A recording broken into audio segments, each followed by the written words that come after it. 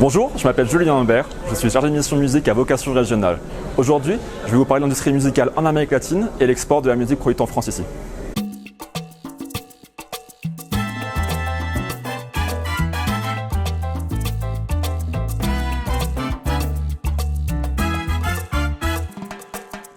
Je travaille à l'ambassade de France en Colombie depuis septembre 2019 et mon rôle ici c'est vraiment d'accompagner le développement de la filière musicale en Amérique latine. Mon travail s'organise autour de 3 axes principaux. Premièrement, j'ai un travail d'étude, ça veut dire rédaction de rapports, rédaction d'articles, une veille constante de la musique ici en Amérique latine pour essayer de comprendre les différences entre le marché français et le marché latino-américain. Ensuite, j'ai ce qu'on appelle un travail de networking, ça veut dire rencontrer un maximum de professionnels latino-américains de la musique pour pouvoir les recommander au Centre national de musique à Paris pour qu'eux-mêmes puissent les recommander aux professionnels français. Et enfin, je fournis une aide opérationnelle pour tous les projets musicaux de la zone, par exemple faire venir des professionnels français sur les marchés musicaux d'Amérique latine ou encore des aides aux concerts ou aux tournées. Une dernière remarque, c'est que je travaille pas seulement pour la musique francophone ou bien française, mais vraiment la musique produite en France, peu importe la langue chantée. Concernant les caractéristiques de l'industrie musicale ici en Amérique latine, elles sont nombreuses, mais je vais juste en donner quelques-unes pour que vous ayez un petit peu une idée de pourquoi l'Amérique latine est une zone avec plein d'opportunités. Déjà, on parle d'un territoire de plus de 650 millions d'habitants, dont 420 sont hispanophones. Il faut aussi ajouter à cela 60 millions d'hispanophones aux États-Unis. C'est-à-dire que cette proximité géographique et le fait qu'il y ait une langue commune, cela va favoriser ce qu'on appelle la consommation régionale de musique. Si on voit un petit peu les charts musicaux de tous les pays d'Amérique latine, on va s'apercevoir qu'ils sont très similaires et que c'est le reggaeton, un genre musical très populaire ici, qui va dominer la tête de tous les classements. Attention, cela ne veut quand même pas dire qu'il y a une uniformisation totale de la musique sur le continent. Les pays d'Amérique latine ont une identité musicale qui est très forte, ce sont des très gros producteurs de musique. Par exemple, le Brésil, la Colombie ou Cuba, par leur métissage culturel et historique, vont avoir de nombreux styles musicaux. Au Brésil, on peut très bien écouter de la samba, de la bossa nova, du fado, mais on peut aussi écouter en Colombie du vallenato, de la cumbia, de la champeta sur la côte des Caraïbes, c'est-à-dire des genres musicaux qui sont vraiment très différents. Une dernière caractéristique, c'est vraiment l'engouement des latino-américains pour la musique. C'est quelque chose de très important pour eux. Par exemple, 84% des Brésiliens considèrent que la musique est essentielle à leur identité. Cette tendance est similaire au Mexique et en Argentine, qui sont, avec le Brésil, les 3 plus gros marchés de la zone. Toutes ces raisons vont expliquer pourquoi depuis plus de 5 ans, c'est l'Amérique latine qui a le plus fort taux de croissance pour l'industrie du disque, avec environ 19% en 2019. Les principales sources d'écoute vont être le streaming, la radio et la télévision. Vous allez me dire que c'est un peu partout comme ça dans le monde entier. Mais en revanche, ce qu'on peut vraiment remarquer sur l'Amérique latine, c'est que le streaming est très important. Quasiment la totalité des revenus vient du streaming vidéo et du streaming audio. Par exemple, Mexico City est devenue une ville de référence dans le monde entier en termes de nombre de streams. La télévision et la radio sont encore très écoutées et très regardées, notamment parce qu'il y a encore des régions très reculées en Amérique latine qui n'ont pas forcément accès à Internet.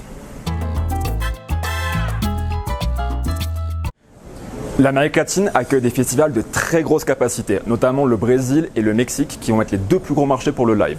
Au Brésil, on va retrouver des festivals comme Rock in Rio, qui est un festival très connu dans le monde entier qui peut accueillir jusqu'à 100 000 personnes par jour sur une semaine, soit 700 000 personnes. On va retrouver à Mexico City Viva Latino, les festivals Lollapalooza au Chili, en Argentine et au Brésil, ou encore les festivals Al Parque, ici même à Bogota.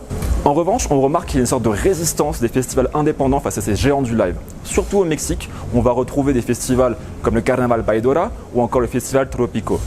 Les festivals latino-américains ont une programmation internationale et très régulièrement, des artistes français vont être invités, comme par exemple le DJ Kungs ou bien l'artiste Jane au Lollapalooza, mais aussi des groupes de jazz pour le Festival international de Buenos Aires ou encore des groupes et des orchestres de musique classique. L'engouement pour le live est tel en Amérique latine que des festivals français ont même décidé de venir s'implanter ici même en Colombie.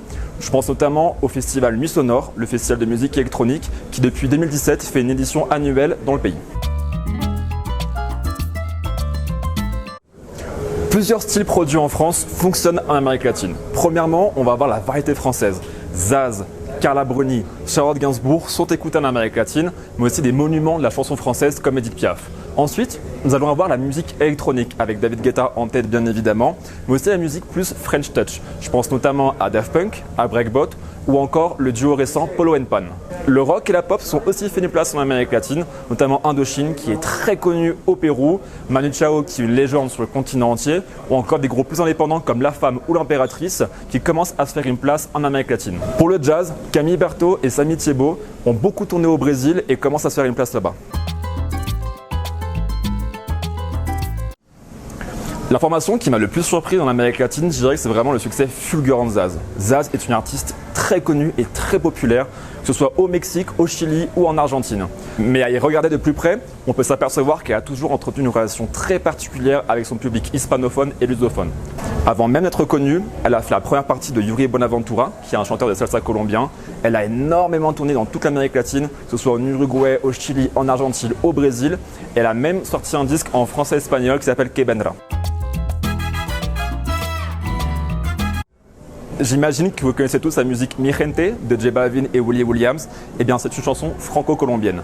On va aussi retrouver des titres comme Aya Nakamura et le chanteur colombien Maluma pour son remix de Jaja, ou encore Maître Gims et Maluma encore une fois pour le titre Señorita. Mais attention, la création artistique entre les artistes français et latino-américains ne se résume pas à ces grands noms de la musique actuelle. Nous allons aussi avoir des co-créations, notamment pour le jazz avec Jazz Tropicante ici même en Colombie, ou encore pour les musiques électroniques avec le festival Nuit Sonore.